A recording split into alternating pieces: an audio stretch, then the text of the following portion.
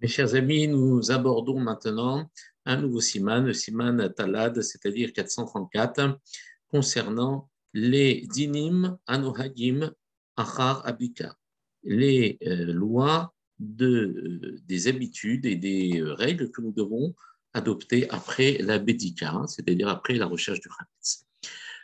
הלכה א', כל מה שנשאר מן החמץ לצורך אכילתו בליל 14 ובשחרית של יום 14 יצניענו במקום מיוחד.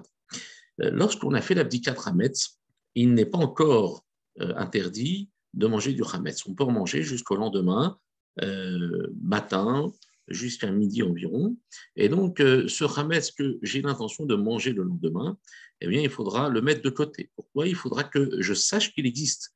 Parce que si jamais je n'ai pas déjà mis de côté ce Hametz, lorsque je vais terminer l'abdicat, je vais annuler le Hametz sans savoir que celui-là existe et que je n'ai pas désigné comme étant le Hametz de demain. Dans ce cas-là, je ne pourrai pas le consommer. Donc d'abord, je mets de côté, bien évidemment, avant de faire le bitoul, l'annulation qu'on va expliquer dans les vidéos suivantes avec l'aide de Dieu, je vais mettre de côté le pain, les différents aliments que je vais me réserver pour le soir après l'adika ou le lendemain, avant l'annulation et l'interdiction de manger du chametz. Chez Loïd Fazer Navena, pour ne pas qu'il se disperse à droite et à gauche, ou Beprat, chez Israël, chez Sheladim, Ketanim, Babayit, ולהשגיח עליהם שיאכלו בפינה מיוחדת ולא ישוטטו בשעת אכילתם. Il faudra veiller à ce que les enfants, eh bien, les petits-enfants notamment, qui sont dans la maison, les surveiller de telle manière qu'ils puissent manger dans un coin bien défini pour ne pas qu'ils courent dans tous les sens et au moment où ils mangent, et que parce que sinon le Hametz risque de se remettre dans des endroits qui ont été vérifiés et donc en fait on reprend à zéro le processus de vérification, ce qui serait quand même assez embêtant. Le Machorat Ayom, le lendemain matin, donc cette année par exemple le vendredi matin, juste à l'approche de l'heure où il est interdit de profiter du Hametz, on devra le détruire et le brûler dans la mesure du possible. Pour accomplir la mitzvah de vous exterminerez, vous détruirez le levain de vos maisons. Halacha bet. יש לנקות השניים היטב לאחר גמר סעודה שחרית ביום 14. On doit le matin, lorsque la veille de Pessah, donc le lendemain de l'abdika, bien nettoyer ses dents pour enlever toute trace de chametz, de miettes qui resterait entre les dents, avant qu'il ne soit interdit d'en consommer et d'en tirer profit. Une fois qu'il a terminé de manger son chametz. Et particulièrement, il convient d'être attentif.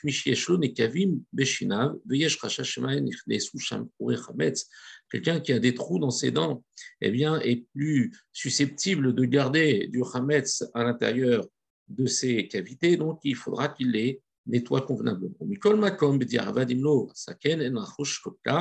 Si a posteriori il ne l'a pas fait, il n'y aura pas à craindre plus que cela.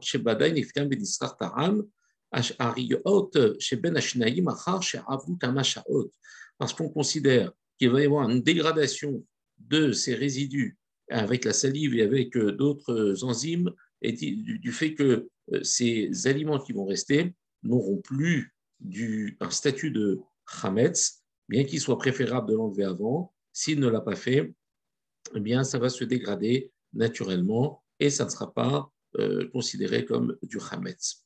Celui qui a des prothèses dentaires, qui peut enlever, par exemple, il devra les cachériser en les lavant particulièrement bien avec un nettoyage minutieux. Il y en a qui ont l'habitude d'être plus mahmir, plus strict, et c'est ce qu'il convient de faire, verser de l'eau chaude, Vedaï basé, c'est suffisant avec ça. Il n'est pas nécessaire de les faire bouillir dans une marmite avec de l'eau chaude, juste ce qu'on appelle irouille, verser de l'eau chaude dessus devrait suffire. Achar abdika yevatel tahametz verkirenu. Après l'abdika, donc après qu'il ait fait l'abdika, une fois qu'il a mangé le dernier hametz qui lui restait, il devra annuler le hametz et le rendre efker, c'est-à-dire se sortir de cette propriété. Il dira Kol chamira deika birshuti.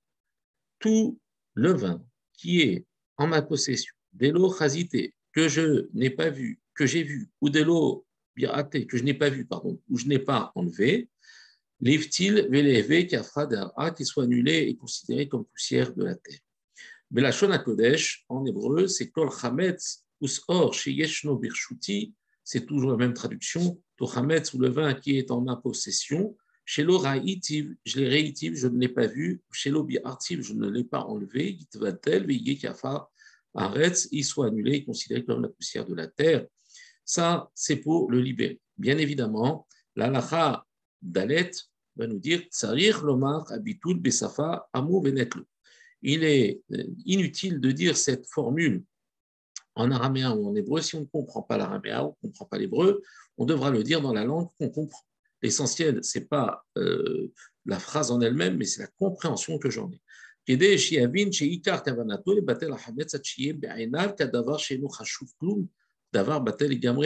Qu'il comprenne que l'essentiel de sa kavana, de son intention, est d'annuler le chametz jusqu'à ce qu'il soit à ses yeux comme quelque chose qui soit complètement dépourvu d'effets de son importance et comme quelque chose de complètement annulé à ses yeux.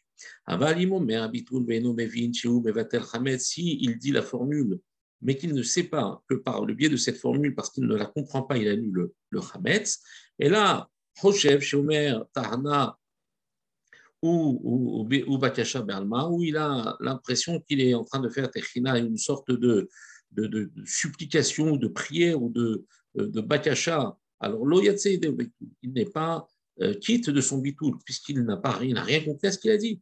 C'est-à-dire la Hazor, ou le Batelo, Beloazit, Besafa, Yedoalo, il devra recommencer, la dire dans une langue étrangère, dans une langue qu'il connaît et qu'il comprend. Va filou. Même s'il l'a dit en hébreu et qu'il ne comprend pas l'hébreu, ça ne marchera pas. C'est pour ça que la formule en français sera la suivante tout chametz ou le vin qui est en ma possession, que je n'ai pas vu ou que je n'ai pas enlevé. Il s'agit ici de la première formule qu'on dira le soir après l'abdika, soit considérée comme annulée ou poussière de la terre et poussière de la terre. Cette formule, on a l'habitude de la dire 3 fois, d'accord, comme nous dit l'alacha, et Noagim Lomar Abitul, les Yeter Chizuk Shalosh Paramim, pour lui donner plus de force 3 fois de suite.